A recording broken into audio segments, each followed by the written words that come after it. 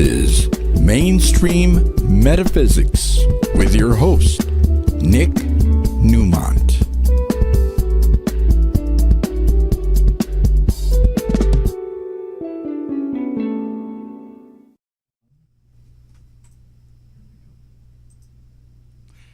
And welcome to Mainstream Metaphysics. I'm Nick Newmont. It is another hot day in Southern California. Hello, my name is Justin Formanek. I happen to be in the same space as Nick over here in his wellness center.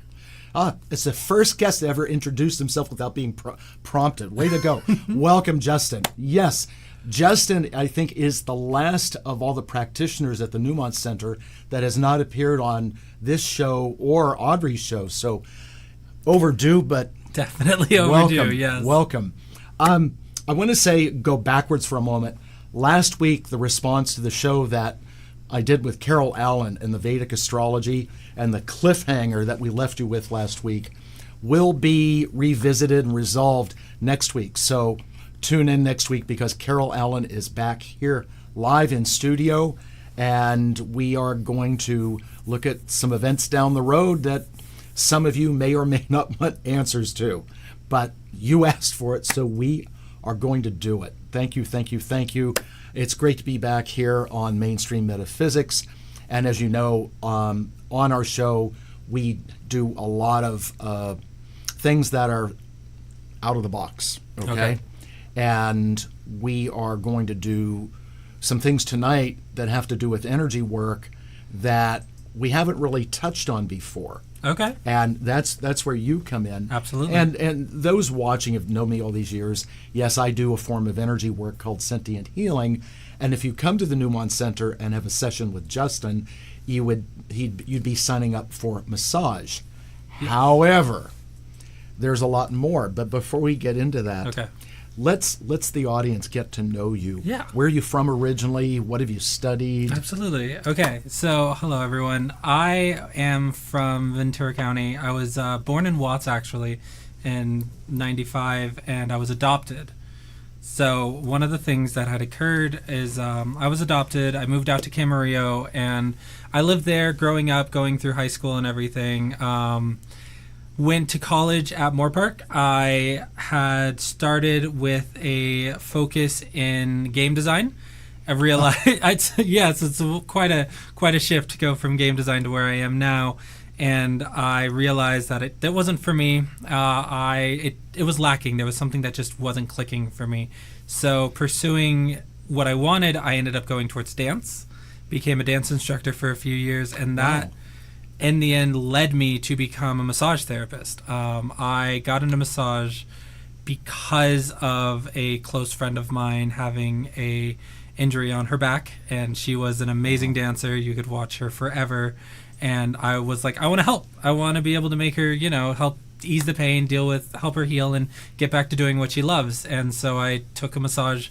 I started going to massage school, and I found a calling for it, and it was 2018 that I started that journey. Mm-hmm.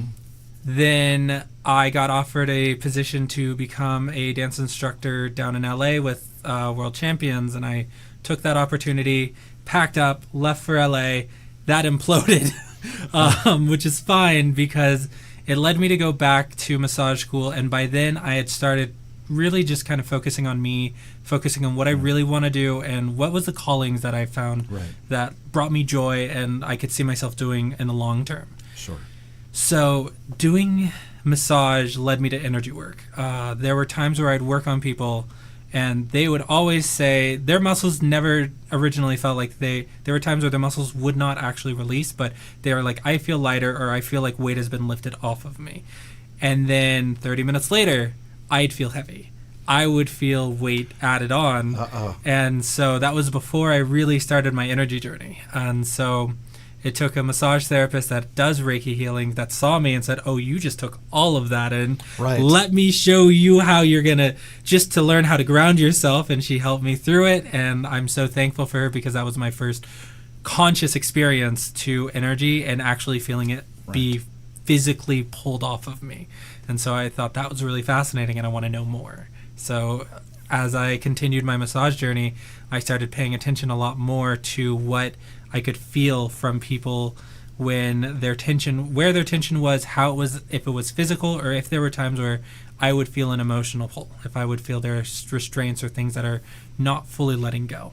And so that led me to becoming Reiki certified and just very much curious about the energetic body and everything that coincides between trauma, massage, stress, emotional distress, and just understanding like how we hold ourselves in the day-to-day, how we hold ourselves months at a time, and what we do to better take care of ourselves in the long run. Wow. There's a lot. How many levels of Reiki did you study? How many? I got to level 2. I practiced it every day for a year on myself and others, and I never got the 3rd certification because I felt like my personal teachings were lacking, and I didn't feel confident in being able to say that I was a Reiki master or a level 3 until I've met someone that I feel like I would be able to really give me that foundation to proudly and confidently be able to be like, all right, well, if I'm going to teach someone, I will be able to give that the same level of attention to detail. And having good teachers is really important. It absolutely is. It's one of the biggest things. You know, I was very fortunate in all the different things I've studied, having incredible teachers. Yeah. And at our center, we offer tons of classes. And I really, it doesn't matter where people study, find good teachers. Yes. Because it will make a difference. Yes, absolutely. And it's not just how a teacher teaches, but it's also their experiences of the years of having done that. That, you know, giving them the ability to share, Yes. you know, that. Absolutely. So when it comes to doing the work, now, how often do you take your hands off? I mean, if people expect massage, yes. I'm just acting no, absolutely. like a client. Yeah. So when people get a massage from me, one of the big things is I spend about,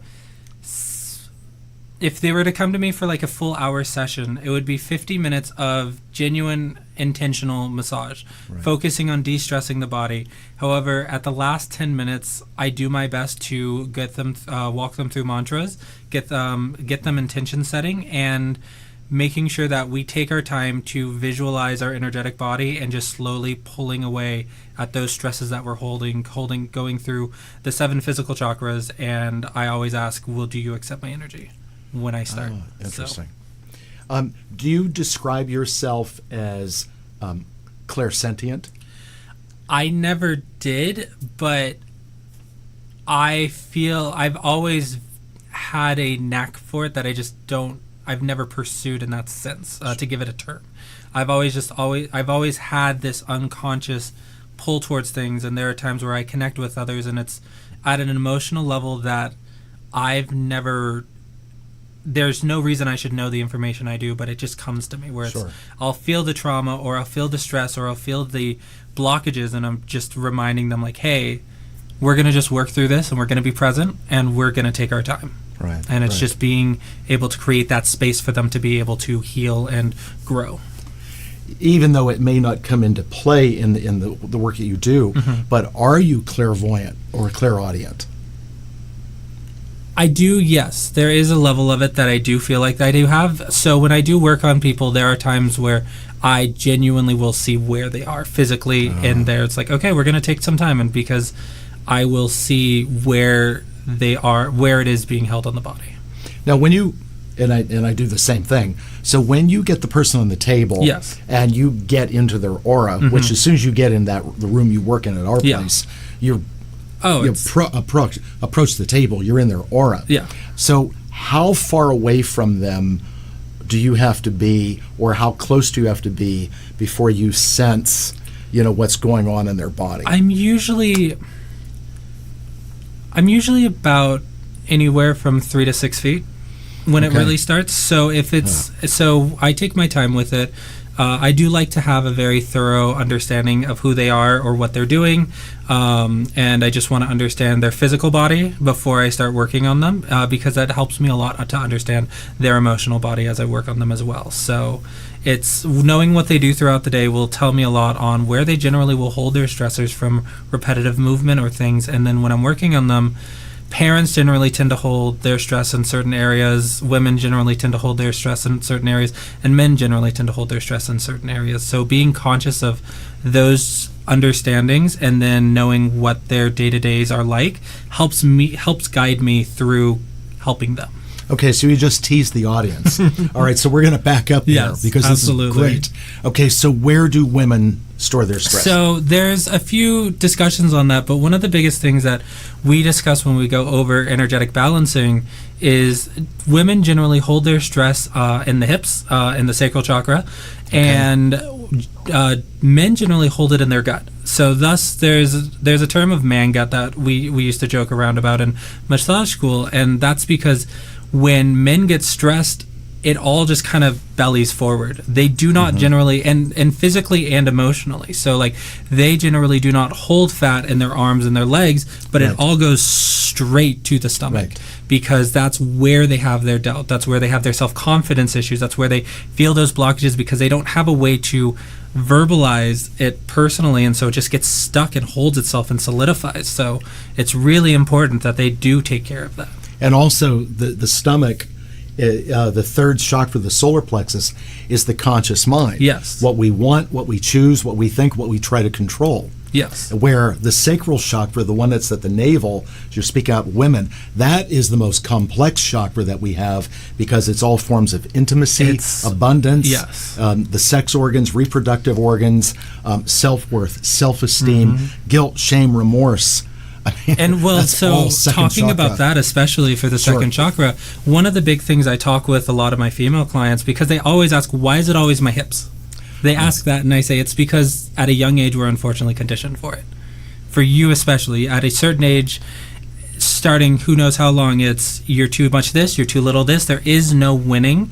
So it's for me to create that space for them to be able to release that, to be able to feel their hips actually open, close, move forward and back without feeling shame. It's for them to be able to have a space where they can embrace their femininity without it feeling like I am invading their space of that femininity. So. Yeah, and people are sensitive. Yeah. The person that's on the table is sensing you, me, simultaneously. So the client has to feel comfortable with you. I mean, you most of the time, you're literally putting your hands on them. So I actually am really glad you brought that up because I was discussing this with a physical therapist the other day, and what we had talked about was tickle responses, which is one of the biggest things as a massage therapist to be conscious of. And the reason why is because that's a panic response, is how I've always viewed it. It's not whether or not something happened there, it's just your body is panicking to the stimulus. That's as simple as that. Right. So somewhere unconsciously you're uncomfortable, and so you're bringing that out. So now it's my job to come in with the intention, come in with creating that space, working through that energy, making sure that you feel safe and calm and you're able to actually relax, where if I were to touch someone on their side just because I'm massaging through the ribs and they tickle at first, I have them focus on their deep breaths. I talk them through it. I explain like, hey, this is my hand, slow and steady. And oftentimes I can work around those responses that are generally a panic response. Well, one really great thing about you, Justin, we've seen you around our center a lot through the years, is that you always have this calm demeanor about you, which is really good. Thank you. Because when you're in a therapeutic environment like ours, there's a lot of different people coming and going. People have all kinds of issues that are going on, and you just have this way about you that just puts people at ease. And the other great thing about you is every time I see you in there, we pass in the waiting room or the center, it's like you have a smile on your face. Thank you. You're welcome. And that's really huge because people don't want to come into a therapeutic environment and see a bunch of sourpuss-faced absolutely. No, absolutely. Yeah. No, that's one of my personal things of actually, I will not work on you if I'm not at 100. I will reschedule it entirely if I know that I'm not able to give my all, be present, or create that space, because at the end of the day, especially for massage, I am in your energy. I am in your space. I am directly connected to your body, physically, emotionally, mentally. There is a component to that. It is an intimate experience, it is a very beautiful experience that I love being able to create for people. And so for me, I go in with a calm demeanor. I go in with the intention of just creating that space, what it is for you or what it is for Audrey or what it is for anyone that comes to see me. It's very specifically catered to what they need. Sure. And so it doesn't matter what it is, whether it's a space to grieve, whether it's a space to just relax, whether it's a space to overcome whatever it is that happened to them. I am there for them. I'm there for you.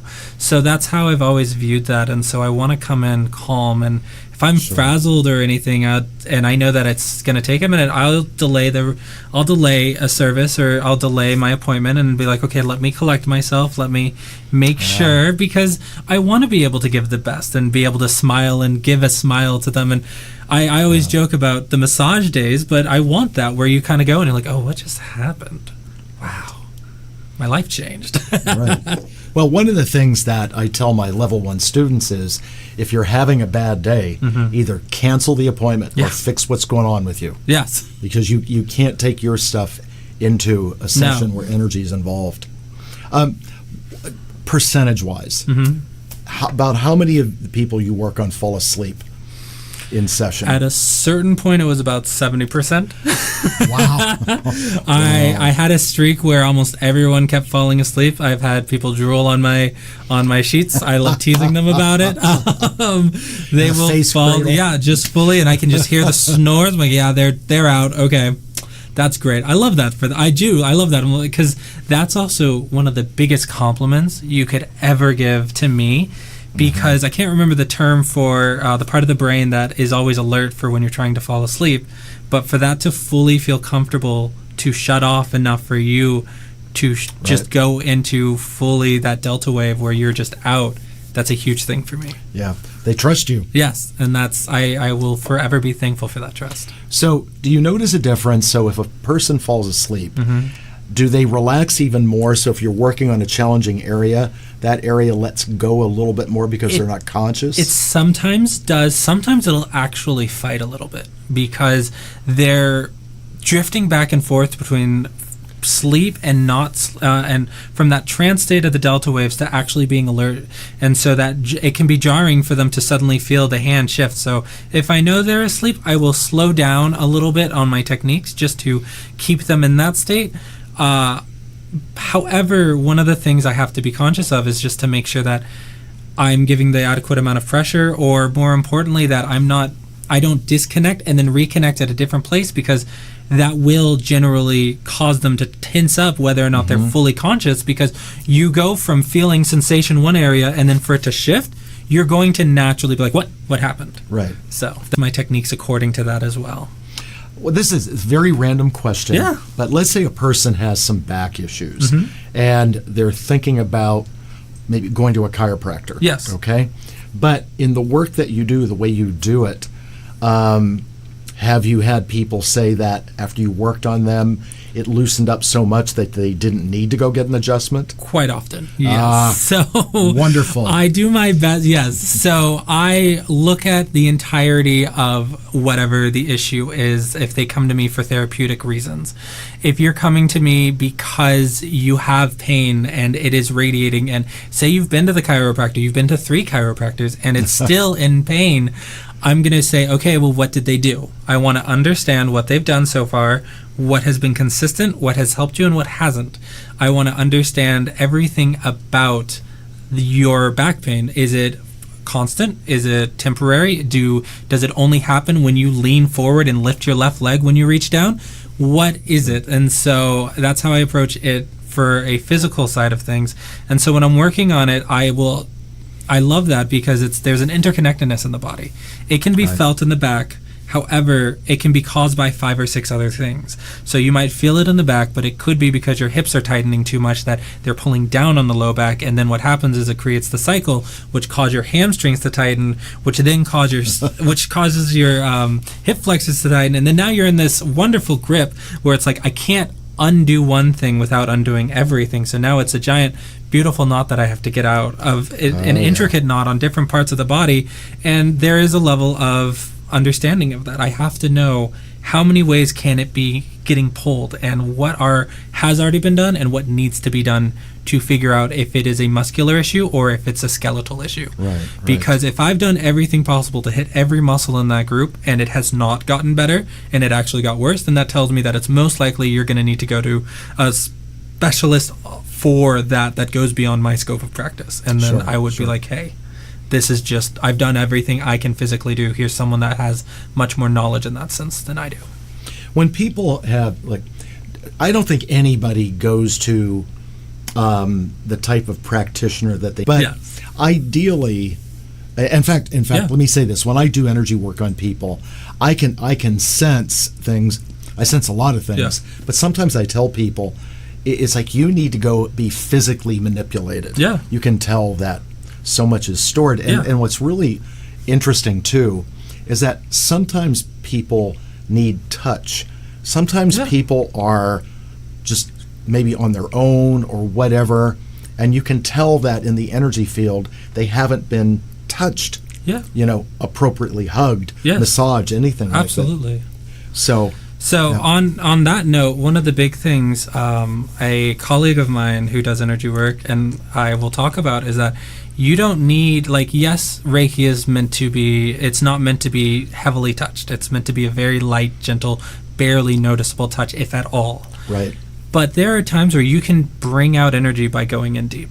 And there are times where it's so deeply embedded that it is trauma being stored in the body. So you need to release that muscle to allow that trauma to finally start flowing through. Like a perfect analogy is actually like a car crash. So the impact of that, if you were to look at the crumple zones of the car and how it spreads and everything, you still felt that crash. You still had that jerking motion, but that energy went elsewhere, but you still felt that impact. That impact did not just go through you and leave. It's still in there. You felt it deep in there. So that's why when people get into an accident, they'll feel something later on. That same type of trauma is felt when someone verbally attacks you. That same type of trauma is felt when somebody says something that hurts your feelings or says something to demean you or says anything or does something to you. It's felt, it's stored, and now whether or not if you've done the work, that's amazing, but oftentimes we're in that fight or flight. We have to just keep going, and so we don't take that time. So then it stores itself, and then muscle starts to tighten on itself, and then it stores itself deeper, and it goes in deep to the point where it's like, I'm not getting any better. I'm getting massaged all the time. I'm going to sound healing. I'm going to this, but there is no release. Why is there no release? And it's maddening. And so that's when I see that and I say, okay, just take a moment, be present, and I want you, whatever you feel, you are valid in that emotion, whether it's happiness, joy, rage, confusion, laughter. I'm not going to judge you on that. I am here for you. I am going to create the space, and whether it is a brick, a rock, a pebble, we're just going to take a piece of that and set it aside so you can start digging through what is deep in there. And that's how I approach that when it's like, hey, we're doing stuff and like I can feel the energy shifting, so now it's time for us to embrace that a little bit. Let that energy flow, let it actually out. And then that's why I am so big on having my breath work at the end and saying, hey, just be present in your body right now. Let go of all the things that no longer serve you, and remember all your worth and all your blessings and everything that you're thankful for. Cool. Yeah. Really cool. Absolutely. So we're talking to this point about, the structure of the body, the muscles, tissue, and all that. But because you do sense things, so what about, because I see a person holographically expanded. So like, for instance, if I'm working on someone's liver, I'm not working in here. I'm working way out here because I see the expanded body. Absolutely. So how much do you work on liver, spleen, kidneys? Absolutely. Energetically, of course. So I have not done any training for that since yet. I would love to, because it very much fascinates me to better understand and grasp that. I will do focuses more on gut health. Actually, there are times where it's like, hey, I can tell that you're holding on to things, and hips. I will do heart. I will do throat. Throat is actually one of my favorites because I like to actually have them go through speaking exercises because it tells me what it is that's blocking them. So there'll be times where I'm not touching their neck or throat in any way. My hand is hovering above it, and I'm just saying, hey, breathe and open your throat. Just let it open and let your voice go. Just take your time and release and let your voice out, and I promise you, it's going to get you through to speak your voice, speak your truth, and set your boundaries as you need to. About how often would you say in a situation like that could there be a birth trauma?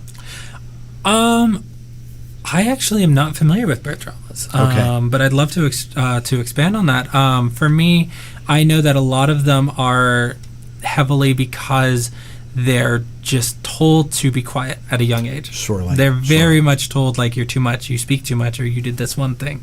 Or it's that hesitation that starts at a young age, and so it's working through that and reminding yourself to let go of that self-doubt that thinks, like, I can't say this. It's not something I'm allowed to say. Sure. So... yeah, it's conditioned. I mean, it is. Going way back, I mean, there was that children should be seen and not heard. Oh, my gosh. So I wrong. forgot about that, but That I understand. was said all the time. Yeah. So, so how often, again, we're going to use that word should. Yes. How often should a person really get a body work done? Absolutely. It varies from person to person. If you have chronic issues that you're starting to notice actually get better through body work, and I'm talking about any form of body work, go regularly. If you're able to do it, go regularly to once a week. So if you can do twice a week, great. But the end goal is to get it to where it's more of a checkup, where it's like, hey, I haven't seen you in 2 months and my body's starting, I can feel it happening again. Can we do a reset? I like to see my clients every month to every 6 weeks if possible. Okay. Just because it allows me to keep track of what they're doing, how they're handling stress in life and any life events that are occurring.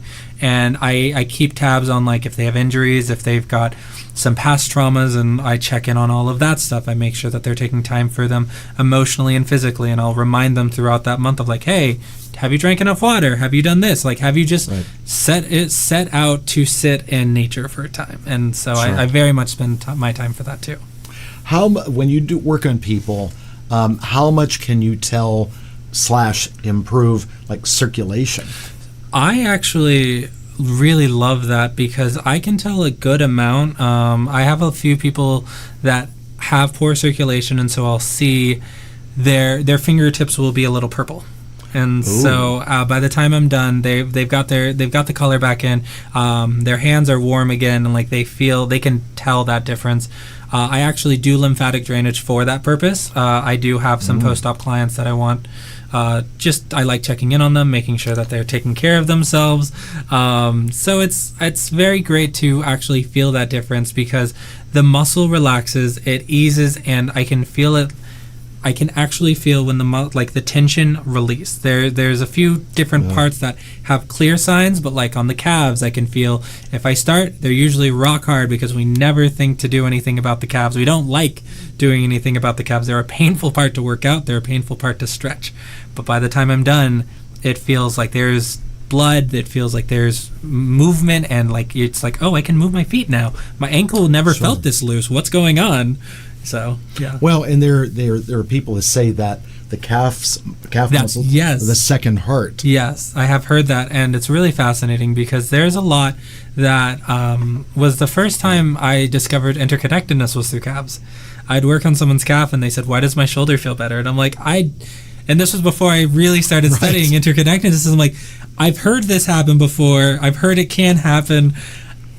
At that point, I didn't have an answer, but it's just there is a connection. There is something that pulls and connects every part of the body to another part, and how in depth it goes is always so fascinating because it's an intricate web that I'm like, hold on a second. There have been times where I'm like, this might not make any sense, but I'm about to work on your shoulder, but my foot hurts. Again, it might not make any sense, but this is what your body is telling me. Your body is saying, hey, I've got something going on here, and I'm internalizing it here, but it's happening here. I need attention. Wow. So, yeah. That's cool. And how about like circulation going down into the legs? Oh, I love... Like a lot of people have like a fluid buildup in there. Yeah. So I love seeing... it always breaks my heart when I see it, but I love working on it because I've seen edema actually just lower entirely, where I'll have someone that has some swelling and I'll watch it just slowly start to drain and lower through the body as they start flushing it through their lymphatic system. And I love that because it's like it's a physical representation of like, oh, we're letting it go, we're actually moving it, we're getting things going, and we're getting some blood pumping, and we're bringing that sense of urgency to the body. Your brain is like, hold on a second, let's bring it through. Right. Yeah. Well, the body has its reasons for everything it does. Oh, absolutely. Yeah. And it we really don't know our bodies as well as we should.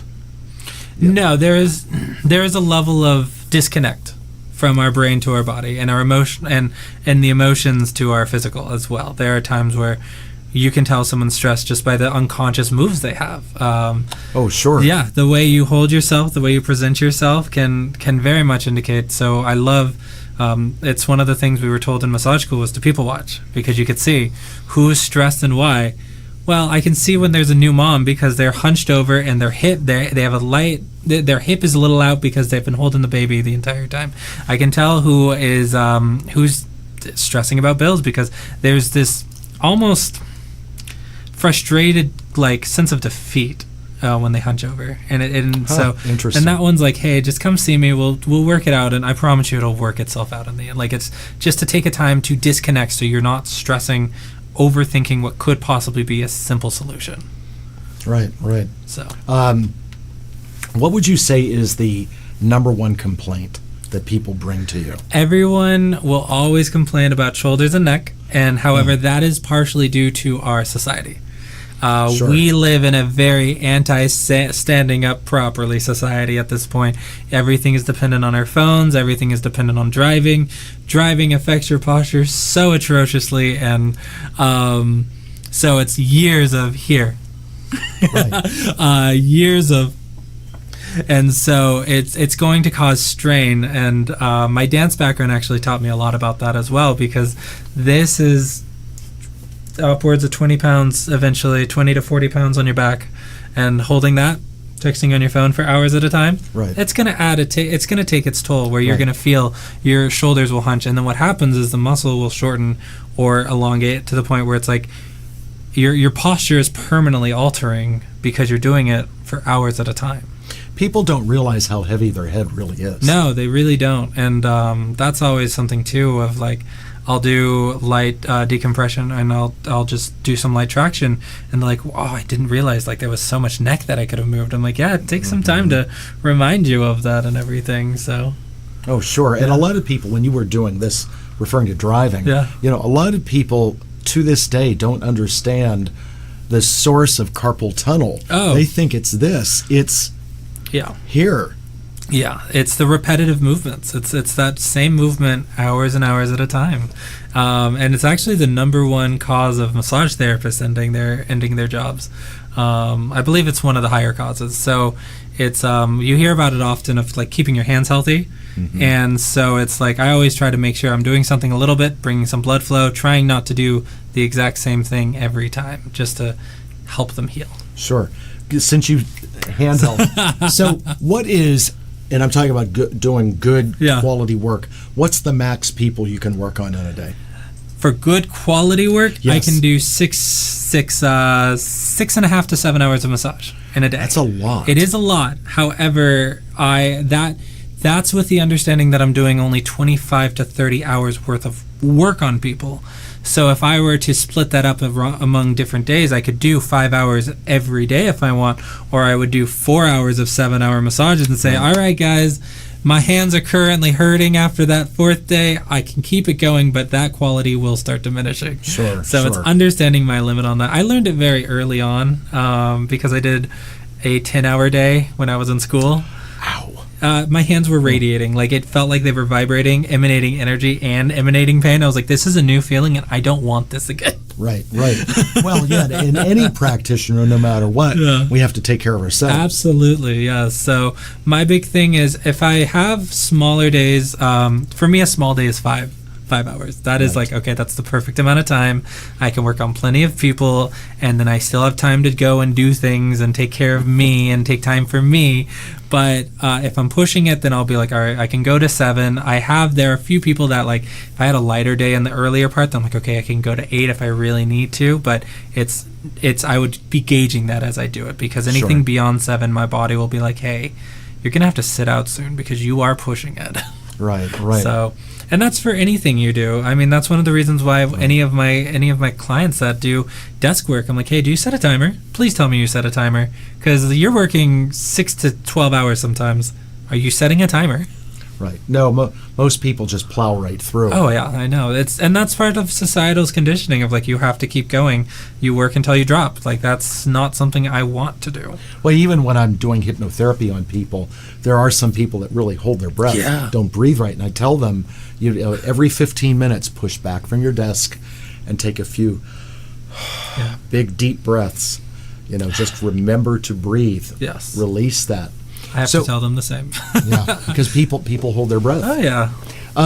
So when you're working on someone, and this is what happens in the energy work that I do, there's a period where I will go out of the room and just let them have the space to just be. Yeah. And we call it marinating. Okay. In our work, so they're just being with I really themselves. like that though. Yeah. No, I love that, and I think I'm going to try and implement that a little more in my own practice for the ones that are very much more energy focused. I usually tell them not to rush when I finish a service. I want them to sit and be present in that moment and just kind of stay there. Mm-hmm. I don't want them to get up immediately. If they have to, I understand it, but I want them to be present physically and emotionally and be like, okay, I'm okay. It's going to be okay. When we finish a session of the energy work that we do, we have some do's and don'ts. Yes. Like the rest of the day, because it is energy work, no alcohol, no caffeine, no sugar, hydrate a lot. Do you give them do's and don'ts? I remind them to hydrate. I always tell them to if they have time, to do something at the end of the night for them, to whatever that looks like, for reading or just taking time, listening to some meditation. I always try to keep it to more of the holistic side of things. The other thing is if they have to go back to work, that they go understanding that it's going to be a different feeling. Right. Because I don't want them to go back to work, especially if I'm doing a very energy intensive day on them, because otherwise that's going to shift their mindset entirely, and then to go to a hustle and bustle, I'm in fight or flight, is going to undo everything I did. So. And another thing with people too is there are some people, I tell them, please, when we're done, please don't get on your phone immediately. Yeah. Wait. That one I do need to be better about, and I will admit that. But I definitely should remind them to avoid the electronics for a bit, because that stimulates the stimuli in the brain and everything. Yeah, definitely. Now, when you said brain, I was going to ask about this. Mm-hmm. So how much work do you do on the head itself? I would spend so much more time if they did not. Most of my clients are women that usually come in after getting the hair done, and so they say, don't go near my hair. But oh man, I can't control that. I love doing scalp. I love doing brain. I have a few TMJ clients, so I will take time for working through their stressors, because that helps prevent their migraines and helps prevent the headaches. So I love spending. I could spend honestly 30 minutes working on someone's scalp, just massaging their head. I love it. So on a physiological level, yes, what is stored in here? We talked about the shoulders, the neck. Yeah, absolutely. So I've always viewed it as honestly your faith and your belief in your higher self, your ability to connect to and disconnect from your physical and let go of your ego is stored in the brain. And the reason why is, our crown chakra alone, our third eye alone, are the crown chakra not necessarily being a physical chakra. I don't necessarily view it as a physical chakra, but it is physical, and that's in the sense that it can be viewed, but it is not physical in the sense that you can technically connect it to the body, because it's not meant to connect to the body. It's meant for you to connect to your higher self, is how I always viewed that. But your third eye being your intuition, your ability to see through what is and isn't there, is directly connected to your brain. It's directly connected to your ability to see through your ego, see through other people's egos, and see through what is reality and what isn't. What we perceive as reality is coming from the third eye. Right. So that starts at the head. That starts at the scalp. And that's how I've always viewed that. And it's I want to take time for that. I want to make sure that we are taking time to disconnect and actually connect to our higher selves. So Right. Yeah, and the crown chakra there's actually two levels to the crown chakra. There's a lower vibration, which is process, patience, and perseverance. Okay. Which is our psyche. I Yes. use a lot of the P words because the crown chakra is purple. yes, Right? absolutely. I love it though. It's such a beautiful color. It is. And then the upper vibration of the crown is peace of mind, Okay. life purpose, and personal identity, I see. as in who am I, Yes. on a much higher level. Yes. And that's why the crown chakra is the most esoteric of all the chakras.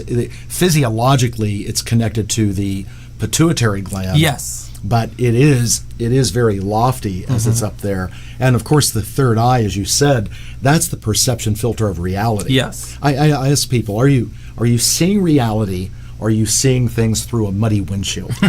Yes. No, absolutely. And I think that's something that I always make time to actually do a little bit. If I can, I usually place my right just to give them a little bit of a difference in perception. So I'll place my right just above, right on their third eye, and just have them take a few deep breaths if I can, just because it's so important to clear that and actually let go of our perceptions, because we live this life and we live our life viewing it as a honestly black and white all the time, and Right. and we forget about the gray sometimes. And so I want to remind them, like, hey, it's time to take the filters off sometimes and Right. like actually try and look at it through a different lens. Sure. And then also, and I'm interested in knowing how this affects people when you're working on them. We know that with the third eye being such a sensitive chakra, that anyone that does a lot of drugs or alcohol taints the third eye, and it becomes like I wear contact lenses. Yeah. You take that lens out and it's in the air for 15 seconds, it begins to shrivel Yes. and dry, and destructive things that we put into ourselves will warp the third eye. Yes. So I have two clients that are drug prone is the best way, and their perception has always been fascinating to me, because I know I take it almost like a grain of salt, because I understand the way they view it is very skewed and very and almost I like your way of describing it. I view it as they're looking through broken stained glass. Yeah, it's another. It's yes. absolutely, there is no different. There is no, and it all looks the same to them, and it all makes sense to them. But unfortunately, the glass they're looking at is so broken and so jaded and so Yep. cracked that it's not cohesive. It does not make sense. And so I do like to try and take my time to kind of help clear up what I can from that. Sure. Try and bring them back to what is possible for their normalcy. Sure, So, sure. yeah. Yeah, otherwise, I like the way you describe it, because then that broken stained Yeah. glass becomes like a kaleidoscope. Exactly. And it's and like, ooh. it doesn't show itself immediately. It shows itself in intervals. It'll be times where they can kind of see through it clearly, and then all of a sudden there is no connection. There is no cohesive thoughts through it, because their perception gets skewed again, and it's shattering. Yeah. So, and it's hard to convince people at times. Yeah. That no, that's not really what's happening. This is what's happening. Now, on that point, because how much do you deal with in regards to mental disorders, if you don't mind me asking? A lot. Now, here's Yeah. something to share. So it used to be, as energy workers, it was pretty much about the aura, the chakras, and approaching things on a very spiritual and esoteric driven Yes. way. Nowadays, in fact, I have so many different classes that address, because people that come to us are, maybe they don't want to go to a doctor, they don't want to go to a psychologist. So I have a class called The Psychology of the Chakras, the Physiology of the Chakras. Absolutely. And the aura does show disturbances that represent some kind of condition, trauma, or psychosis. Yes. So I work with this stuff. Yes. So all I the love. I'm very time. glad you brought that up too. So I don't say don't go see a doctor, But Exactly. because legally I can't, I'm not meant to diagnose. I am not someone who can diagnose. I will always be clear about that. However, there is no one pill fits all, and that is my issue with Western medicine in that sense, because it feels like a one pill fits all is what they try to do. And when I'm working on them, I'm like, this might not work this time, but the next time we're going to try something different, because I'm going to try everything until we find what does work for you. Well, it's so, I'm sorry to cut you off. Yeah. It was so fascinating you would say it like that, because recently Audrey and I encountered a situation with, let's just call them supplements, not Western medicine, and there was too much a generalization about dispensing. Yes. Quantity and all of that. And, individuality is really huge, because everybody's body is different. Yes. You know that. You work with bodies every day, Everybody's all body the time. is so vastly different, and I love it. And just as the outside of the body is different and the tissue is different, the inside workings, Yeah. I mean, Absolutely. it's as simple as you could have a food sensitivity that I don't have, or vice versa. Absolutely. And people say, what, you don't eat red peppers?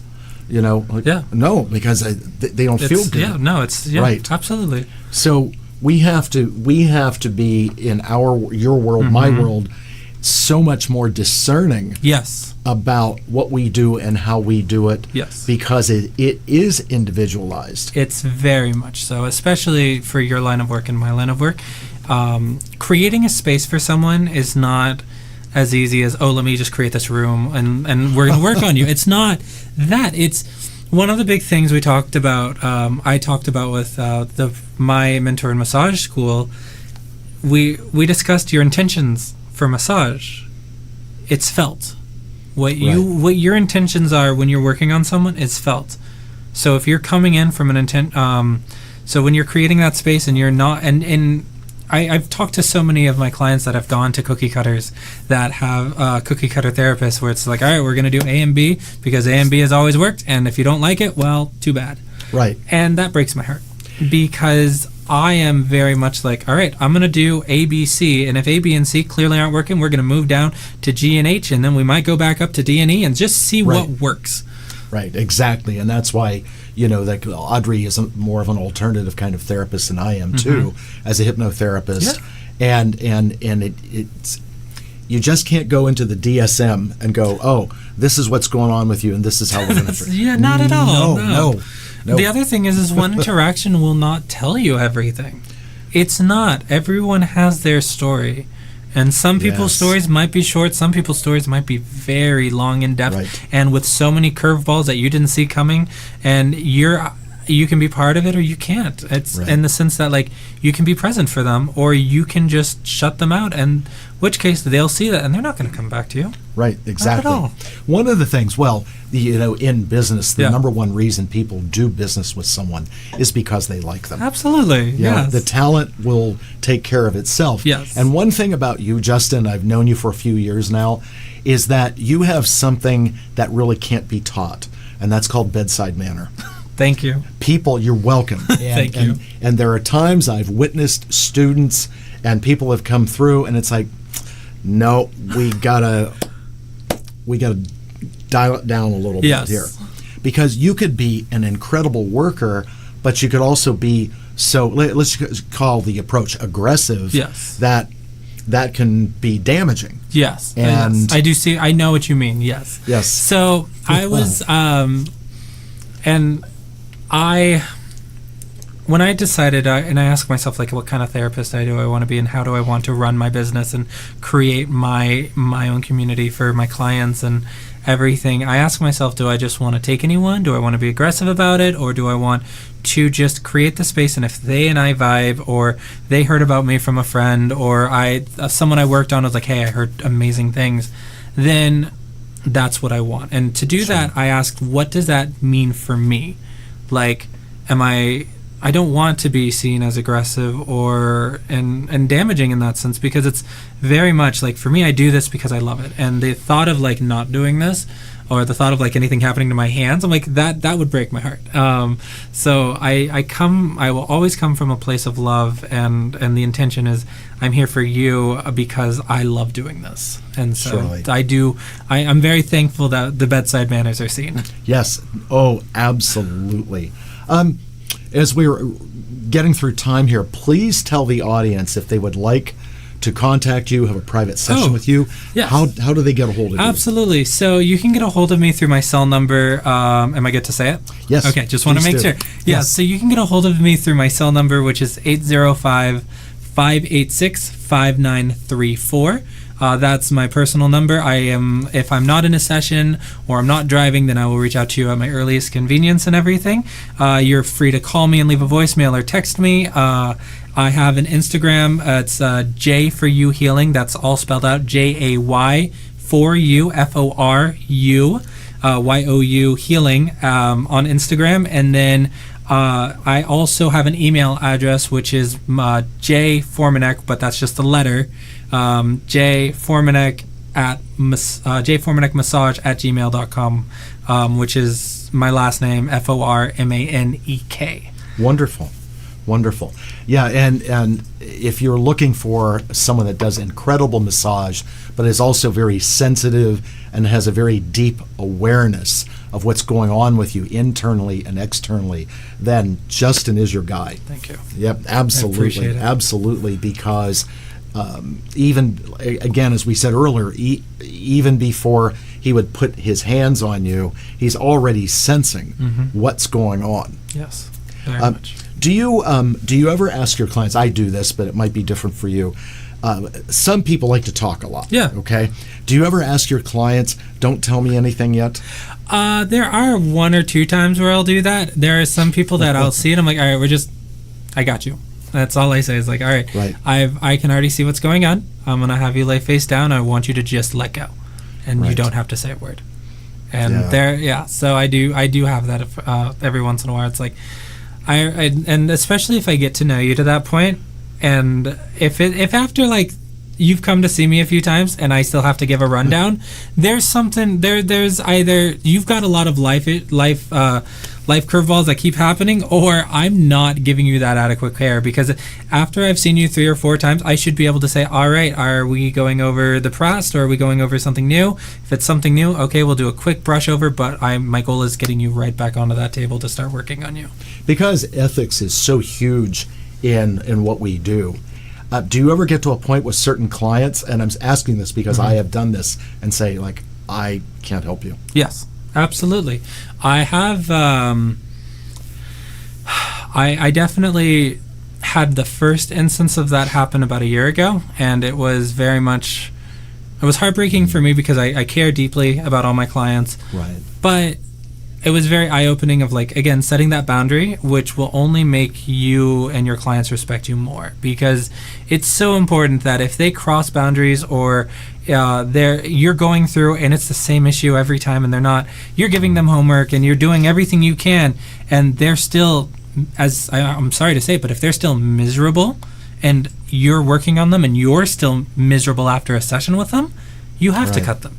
In the sense that, like, you're not doing anyone a favor. Send them to someone that doesn't mind that. Send them to someone that is okay with them as a client, or send them to someone that might be able to better help them. Don't have them wasting their money and time with you if you're not doing anything to better their life, and vice versa. Sure. That's just kind of how it goes for that. And I have no problem doing that anymore, because I've spent time with people that have drained me, and I'm like, why am I doing this still? It's not worth it. I'm slowly becoming miserable, or I'm getting burned out from this, and I don't want that. And I don't want that for my client, and I don't want that for any practitioners. And there also could be the time, too, that maybe they need something else, too. Yes, maybe they need to go to the chiropractor, and they're not doing that. Yeah, and if I do see that, I will tell them, like, hey, I'm doing everything physically. You still got your pain is not getting better. Your emotions are not getting better. I'm gonna send you to Nick, or I'm gonna send you to Michael. Right. Yeah, I'm gonna send them Dr. to Mike. McGuire, Yeah, they'll be able to give you a better understanding, because it's going into their scope of practice, which is One is much more emotional based. One might be a little bit more. I love acupuncture too in its own right, because it has so much energy work to it. It has the Eastern medicine practices to it, and I love that. I just don't know anything about it, so I don't talk about it. Right. So yeah, and that's a whole different realm. Yeah, you get exactly. into meridians. And all exactly. that. I know a little bit for meridians, but like it's just a surface level, so it's like I can't speak on that. So I'm going to send you to someone like, hey, go see him because he's amazing, or go see my chiro because they're a soft tissue specialist, but they'll still check your they'll still do all the adjustments or check you for any misalignments because that might be going on, things like that. Cool. Yeah. Cool. And again, what you said in the beginning, how long have you been doing this? I started it in 2018. I did not become official until 2021, 22. Yeah, it's not a lot of years, but you're really a veteran at what you do. I mean, you've really grown into it. I appreciate that. Thank you. And absolutely. And one last thing. So to do the kind of work you do, to be embracing energy like that, you must be on some form of your own spiritual path too. Yes, I love that. So my spiritual path is very much ever evolving. I have yet to really feel like I've settled down in my spiritual path because I went through Christian initiation as an adult. Actually, in my high school years, I got baptized in the Catholic Church. I went through the whole shebang on that, and I was very blessed to go to such a progressive church because it wasn't very strict in its conservativeness that we know for Catholicism. But for me, one of the things that the pastor said was, don't be afraid to look at religion of any kind because there's some truth to it, because it's just man trying to comprehend something that goes beyond their understanding. Sure, it's well put. And so that immediately, like that will forever be in my brain of like, I want to know. And so I want to connect to my cultural roots as because I am Guatemalan, and so I want to learn about the pantheons for Aztecs, and I want to learn like the cultures and the prayers and things, and so it's things like that. And I'm very much I just want to create I want to pursue it, and I want to understand it, and I want to grow more and let go of my ego to understand and better grasp this world. When I became a hypnotherapist, because I was doing psychic work, and there was a frustration that people wouldn't grow, wouldn't make the decisions. So my mantra as a hypnotherapist way back then was giving people their life back. Okay. And so what is sort of your mantra intention for, the people that come to you? I would say I will create a space for you. And it'll always go down to what I said with, we're going to move that wall. We're going to move whatever it is, whether it's one brick, one stone, one pebble at a time. And we do not rush, we do not force, and we move at your pace. Oh, and that's great too. Yes. Because people are only going to go as fast as they can anyway. Yeah, and you can't force it. You really can't. You have to create that space, and you have to just be patient with them for it. Don't you just love the clients that come in and they do this with energy work too? Yeah. And they'll go, because I'm gentle, Yeah. And they'll go, no, just go for it, whatever it is. And it's like, oh, no. Yes. We're not going in there drilling for oil. No, yeah, I'll tell them too. I'm like, hey, I'm going to show you real quick what happens when I go deep, and they'll flinch. I'm like, I don't want this because you're going to fight me. So we're going to take our time with it, and I'll warm you up, and we might go a little deeper. But right now, this is your body's telling me I cannot go any further. Right. I will fight you, and we will not get anywhere. And I have no problem telling a client that. Yeah, a little bit at a time. Yeah. Because we want clients to leave feeling good. Yes. That's the bottom line. Absolutely. And you want them to come back too. Yes, absolutely. Yes. Yeah, you have to give them some type of enjoyment for that. Exactly. Look, I want to thank you for coming on the show. Thank you for having me. Absolutely. Come back again and see us. Yes. Again, tell them before we close the phone number, how they can get a hold of you. Contact me by phone, whether it's a call or a text. That's 805-586-5934. Wonderful. And if you'd like to get a hold of me for anything you see on any show, Nick Newmont, you can call the center at 818-865-8770. And next week, please tune in because Vedic astrologer Carol Allen is back. and we are going to get into some very meaty, weighty topics. We are going to take on the predictive side of events that are coming up, so please check us out.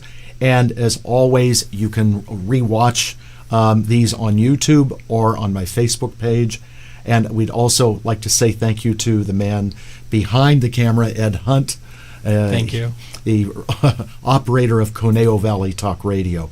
Anyway, everyone, thank you for watching. Thank you again. Thank you. And as always, everyone, take care of yourselves. Take care of each other. I'll see you next week right back here. Good night, everyone.